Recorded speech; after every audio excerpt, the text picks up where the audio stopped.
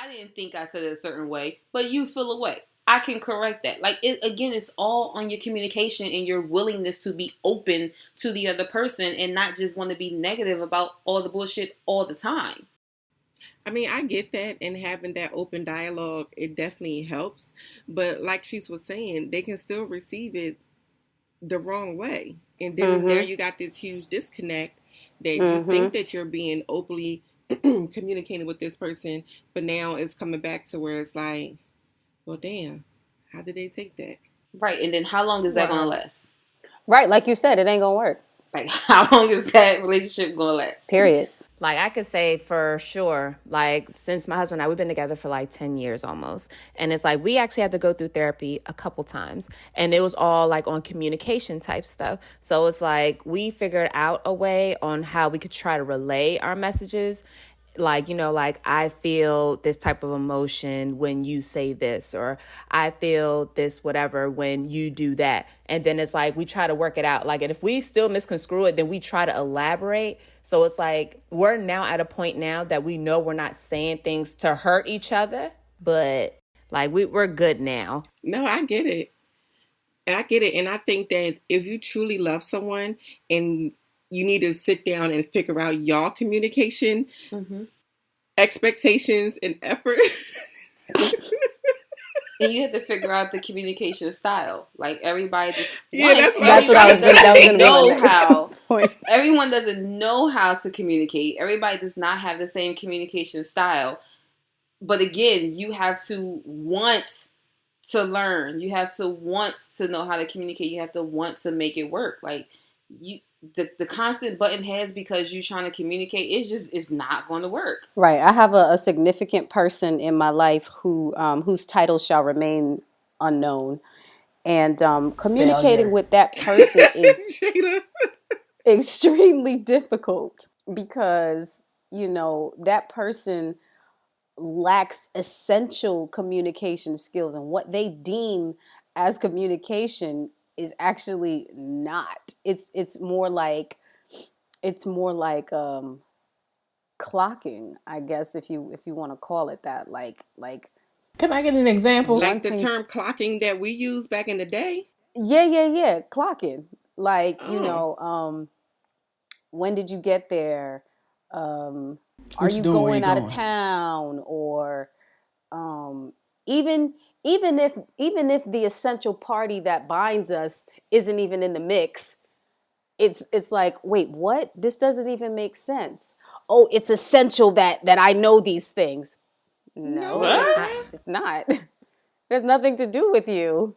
That's it's so vital. Weird. These things must be communicated. But when that person takes it upon themselves to do things, and we honestly don't give a shit what that person does, but they take it upon themselves to go do things, we're not clocking them. Like, go do your thing. Set your price. Live your life, my G. Do your thing. Nobody's asking whether or not the party that binds us is in your presence or not. Like, it doesn't matter. Do your thing when you're on your own. Yeah, it's weird. Yeah, exactly. It's weird as shit.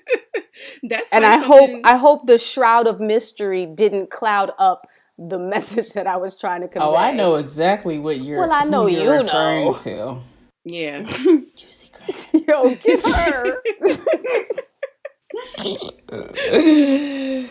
Oh, I love juicy crab. It's so good. Oh God. Anyway, no, I can't see any type of relationship working when you have to have that much censorship. Like, one of y'all said it earlier, is you start to pile it up and you're gonna explode.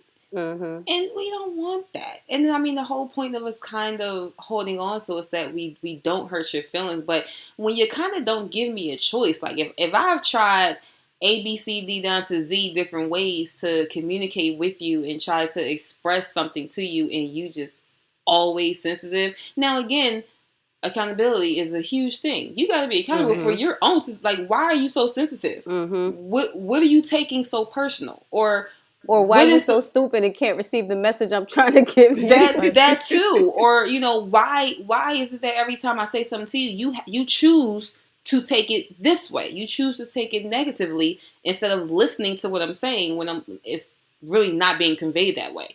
But because you're in your feelings or you can't see beyond your shit, it's always going to be the negative. Like, nothing is going to survive that way. I can't. Like I said earlier, I'll get anxiety because I'm holding on to shit and it's on my heart and I want to say it, and you're getting on my nerves because I can't convey that to you. It's not going to work. But that goes back to knowing who you're speaking to, knowing the person that you're communicating with. Like, if you're in a relationship with somebody, you should know what type person they are and how they would take certain things. Like, that's you learning each other. So when you do relay that message, you won't have that issue. So when you start to learn someone or get to know someone and you know what triggers them, you kind of know how to set your tone for that conversation or what to say. Yeah, but you can know that person is extra fucking sensitive, and it don't matter how you say it, that person's still going to take it because. But if you know that from jump, then so you know. In that but case, if you know that from jump, then shit. Why? Exactly. You love them to death. Nah. So what are nah. what are some practices that you guys have used in the past? With other than writing, we already went over that, but like communication to kind of help the communication, fix the communication, mend the communication, because I might need some help. Me personally, I kind of just took into account, I guess it was some self-accountability. I took into account that my communication style tends to err on the side of condescension a lot. And shut up.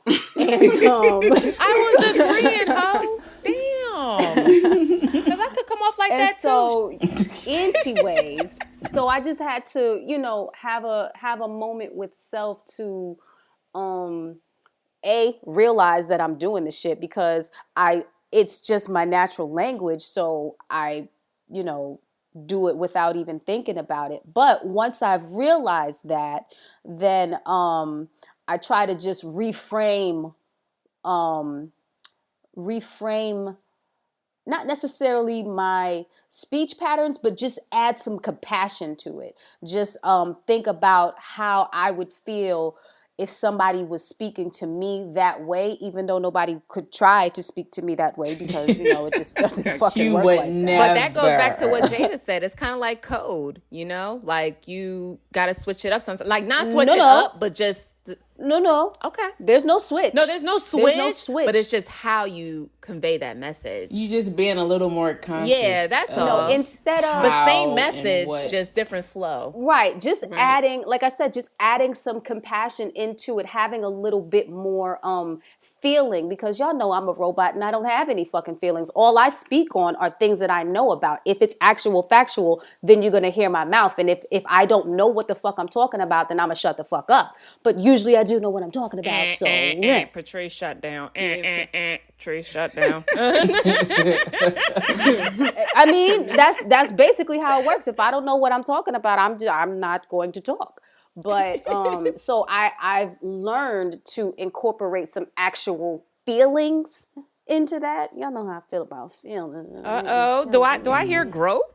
I hear growth. That's good. I guess it happens. Growth. I would say keep your snaps. When I notice a disconnect in communication,